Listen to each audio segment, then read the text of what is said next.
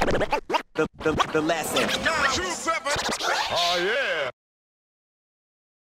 So around, you know, that early 90 period is where you've done some traveling, then brought some guys back here from Sydney. We met DJ Noise, you know, so we had Madcap went to London and spent some time in London, and up in Denmark met Noise, you know, International Turntablist of the Year about 15 times or whatever.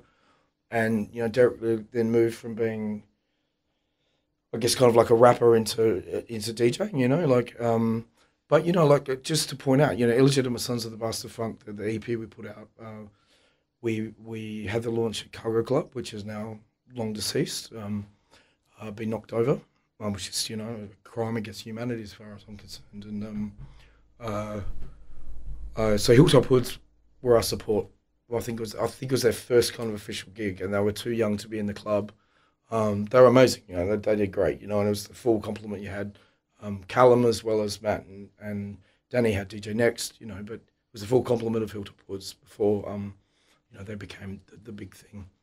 And you know, it was a really pivotal night, you know, if you think about it, you know, those guys have gone on to do such amazing things. I'm so proud of them. I'm genuinely really proud of those boys. They went on to do great things. But that was one of those nights, like there'd never been a hip-hop final in South Australia. And people felt proud about that. You know, people felt, honestly, you know, still feel proud that we did it. I personally don't think it's a great record. I personally don't think it's a great record, but I think I've done much better things. But there was a sense suddenly of we can do this ourselves. Well, we don't have to sound like Americans. We don't have to focus on Sydney. We can, you know, we don't have to do this. We don't have to do that. We can do what we want. And I think that night in particular was really fascinating for me because I remember looking out, and you know, to be honest, you know, I mean, Madcap would say different, GT would say different, but I think I think personally I was pretty crap at the time. You know, I was young and, you know, not very well trained and whatever.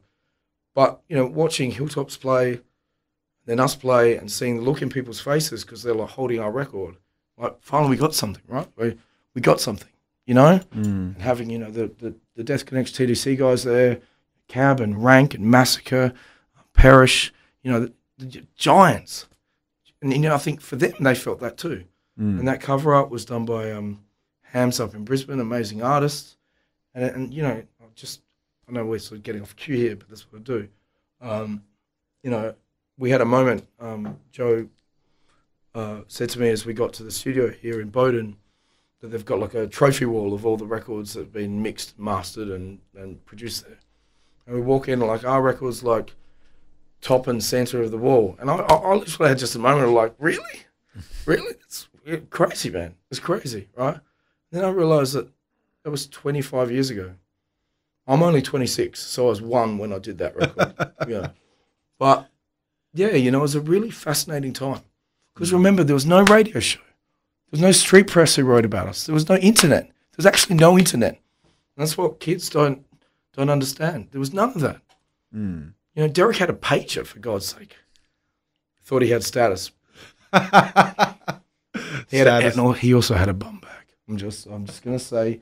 And when I went to the Philippines last week, I bought him a new bum bag. When the Hoods opened for Finger Lickin' Good on that release night, now you mentioned the name Callum, which is DJ Someone. Yes. And I think... So he was a rapper then? Yeah. And I'll just say an incredibly talented rapper. Yeah. Incredibly talented rapper. Because that was the I remember freestyling with that dude. And honestly, I mean, all those guys are really talented. And Callum, you know, he's an amazing DJ as well. But the lyrics, that was a kid who I remember sitting in rooms with him, like, dude, this guy's gonna blaze the world, you know. I don't know where he's at. I don't know what the story is. You know, I've been away a long time, but he went on to do big things DJ wise in the battle circuits I pay more respects to all those guys. DJ Next, you know, Matt Barry, all those guys. Yeah, because that's right. So like the Hoods ensemble from back then is slightly different. Yes. To what it is now. Yes. That was before Debris. Yes. Was in the piece, but it was still Suffer and Pressure. Yeah. But then I think it was DJ Next, and you had someone on the mic. So hilariously, my tag used to be Debris, and then I met Debris, and he was working with a guy called MC Plague, I think his name was, and those guys came to my house. We met them for the first time. This was, I would have been 94, I think we're talking about here. We're going slowly through the years there, aren't we? I might need a wheelchair out of here at some point, but I think it was about 94. And they came to my place. I was living over in Goodwood, and we recorded a song. I think we tracked a song called Depression. And so it was like plague rapping, and it was a Debris beat. And then we started going down to Debris' place down south. And all those guys started to be, again, like this intertwining, right? It's the confluence of events. It just rolls and rolls around. And then all of a sudden, Barry's working with, with the hoods and stuff. I just say again, like, all these people, like we were doing this when nobody gave a crap, right? Nobody gave a crap. Crazy, I guess, especially for someone who saw it in its infant stages, and you can see it now. It's amazing. Yeah. And again, like I say, and remember, like, we're all people, right? So amongst us all, we've had problems. There are personal relationships which have been problematic.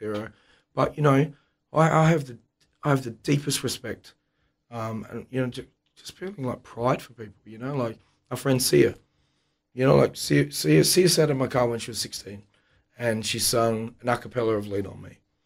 And I was like, you're going to be a superstar. I didn't say this, so I was, those moments where you sort of, and like I had a moment last year where I was in Spain and I was walking through all these like streets, and there were 4 separate Sia songs playing in different venues in the streets. And I'm just like, dang, I don't know what was in the water right at the time. Like, if you think about it, like Jimmy C. So, we grew up with that dude.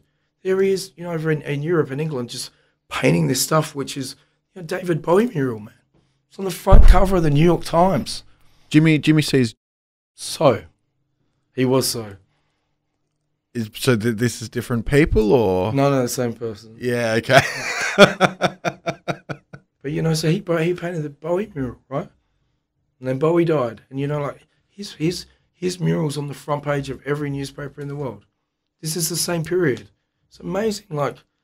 Again, like I still kind of, I've had a lot of time to think about this, and I've spent a lot of time writing lyrics about this over the last couple of, 6 months or so, and it's actually really kind of puzzling about what took place at that time. This amazing kind of thing happened, and Joe over there was telling me this story about coming to see this gig in 1996, which I don't even remember. And being like, oh my God, what was it, Juice or something? Old Line or one North Terrace? I don't even remember this thing. And, he's saying to me, that was the moment that I knew that, I had to, and again, like, there were these years where, again, we didn't get the internet here till 1996, right? And you got to remember that. There was the communication was all you'd go out to a venue, you'd perform. Someone might challenge you, someone might be angry with you, someone might love you, whatever it is, right? There was none of this stuff you got now with you kind of, I'm just going to get on the internet and do my, little, keyboard warrior crap, right? None of that. None at all. Like, you had to stand up and do what you did. And, you had Homebred Killers, which is Muskrat and Planet and Pate. I can talk to you about the big beef between us at some point, which is my birthday party. Thanks for that, guys. But this is a really interesting time, man. Genuinely was an interesting time. The lesson. Oh yeah.